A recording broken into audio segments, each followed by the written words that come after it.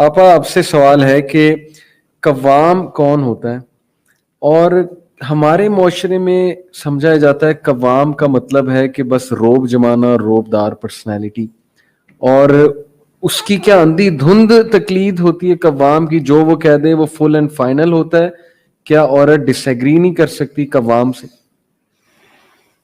قوام کون ہوتا ہے؟ قوام کا معنی دیکھ لیجئے، لغوی طور پر دیکھ لیجئے، اور پھر اس کو دیکھ لیجئے کہ ٹرمینالوجی میں اسے کیسے یوز کیا گیا ہے. دیکھیں، قوام کا معنی ہوتا ہے قائم کرنے والا. اچھا، ٹھیک ہے نا. اللہ تعالیٰ کا نام ہے حی قیوم، جی، ہے نا، قائم رہنے والا، قائم رہنے والا، قائم رکھنے والا. قیوم کے دونوں معنی ہیں، اور قوام بھی اس کا بھی روٹ ورڈ وہی ہے. یہ تو ہو گئے اس کے لغوی معنی. اب جو اس کے ٹرمینالوجی میں ہے، قوام ایک گھر کو قائم کرنے والا، صحیح، نگران، جو گھر بناتا ہے. ٹھیک، دیکھیں شادی مرد کرتا ہے، صحیح، عورت شادی ہو کے اس کے گھر آتی ہے، صحیح، مرد اس سے گھر نہیں آتا، وہ اپنا گھر بناتا ہے، گھر بنا کے اپنی فیملی کی وہ بنیاد رکھتا ہے، اور اپنی فیملی کے لیے وہ کچھ اصول طے کرتا ہے، اور اس کو وہ اس کی پوری ذمہ داری اٹھاتا ہے. عورت اس قابل نہیں ہے کہ وہ ایسی ذمہ داری اٹھا دے. میں ان کے خیالات سے پوری جو ہوں متفق ہوں. عورت دیکھیے جی، نہ کہیں سیاست میں، پوری ہسٹری دیکھ لیں، ہسٹری تو مولویوں نے نہ لکھی، کسی فیلڈ مارشل آج تک عورت نہیں ہوئی. امریکہ میں آج تک کسی عورت کو فوج میں اوپر والے عہدے پہ نہیں دیا گیا، ہمیشہ نچلے عہدے، بالکل لیبر والے. اس کی بڑی سیدھی سی وجہ یہ ہے، یہ عورت کو جو دماغ ہے نا، یہ اللہ نے اس کام کے لیے بنایا ہی نہیں ہے. اللہ نے عورت کا دماغ بنایا ہے اولاد پالنے کے لیے، اللہ نے عورت کا دماغ بنایا ہے گھر کے لیے. اللہ نے عورت کا جسم دیکھ لیجیے، مرد بالکل ڈفرینٹ باڈی سٹرکچر، عورت کا ڈفرینٹ باڈی سٹرکچر.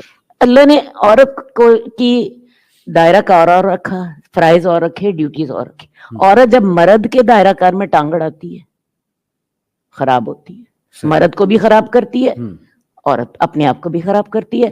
اسی طرح مرد جب زیادتی کرتا ہے، اپنے دائرے سے بڑھ جاتا ہے، اپنی لمٹ سے آگے کراس کرتا ہے، وہ زیادتی کرتا ہے. تو اصل بات ساری یہ ہے کہ جو قوام ہے اس کی صلاحیتیں مرد کے اندر ہیں، اور اس کی اللہ نے 2 وجہیں بتائی ہیں قرآن مجید میں، بڑی سیدھی سی بات. الرجال قوامون علی النساء بما فضل اللہ بعضهم علی بعض وبما انفقوا من اموالهم. اللہ نے 2 وجہیں بتائی. اس وجہ سے اللہ نے مرد کو فضیلت دی. اب عورتوں کو بڑی تکلیف شروع ہو جائے گی. فضیلت کس بات کی دی؟ ارے بھی مرد کا جسم عورت سے قد اتنا بڑا، چوڑائی میں 4 انچ مرد چوڑا ہے عورت سے، ہے نا. یہ ایسی حقائق ہیں، ایسی حقیقتیں ہیں جس کو کوئی اندھا بھی کوئی آنکھوں والا جھٹلا نہیں سکتا. ٹھیک ہے نا. اس کے علاوہ مرد فزیکلی اسٹرانگ ہے عورت سے، وہ علیحدہ بات ہے. میں نے آپ سے کہا برداشت عورت میں زیادہ ہوتی ہے، طاقت مرد میں زیادہ ہوتی ہے، برداشت عورت میں زیادہ ہوتی ہے. کمپرومائز یہ ساری نہیں، ویسے بھی تکلیف کو برداشت کیونکہ اس نے نئی نسل کو جنم دینا ہوتا ہے. تو میں بات یہ کر رہی تھی کہ ایک یہ وجہ ہو گئی. دوسری بات ہے مرد کی سوچنے کی جو قوت ہے نا وہ زیادہ ہے. عورت جذباتی ہے.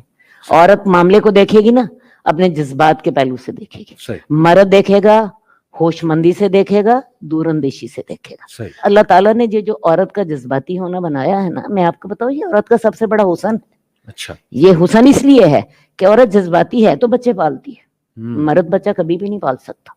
میں کہتی ہوں بچہ روتا ہے، مرد بڑا عقل مند ہوتا ہے، بچے کو روتا ہوا چھوڑ کے جا کے دوسرے کمرے میں سو جاتا ہے. اور عورت جو ہوتی ہے ساری رات اس کی پوٹیاں بھی سنبھالتی ہے، اس کی وامٹ بھی سنبھالتی ہے، اور اسے چومتی بھی جاتی ہے. تو یہ جو عقل مندی ہے نا، اللہ نے یہ عورت سے کرانی تھی، اسی لیے اسے جذباتی بنایا تھا.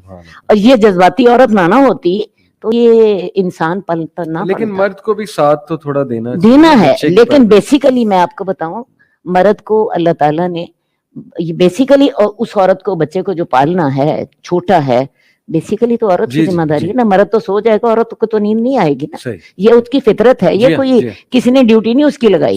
یورپ کی ماں بھی یہی کرتی ہے، کوئی پاکستان کی ماں نہیں ایسے کرتی. تو یہ 2 وجہیں میں نے آپ کو بتائی. ایک یہ نمبر 1 کہ وہ فزیکلی اسٹرانگ ہے. نمبر 2 وہ دماغی طور پہ اسٹرانگ ہے. مرد کا دماغ عورت سے بڑا ہوتا ہے، عورت کا دماغ اس میں ویٹ میں بھی عورت سے چھوٹا، مرد سے چھوٹا ہوتا ہے. بابی ما انفقوا من انفال، اور اس وجہ سے بھی جو اپنا مال خرچ کرتا ہے, مرد اپنی ذمہ داری اٹھاتا ہے, مال خرچ کرتا ہے, تو اس وجہ سے اللہ تعالیٰ نے اسے گھر کا قوام بنایا ہے. اب آپ مجھے بتائیے کہ ایک گھر میں جب 2 قوام ہو جائیں گے, تو بھی رانی میں بھی رانی, کون غریب بھرے گا گھر کا پانی؟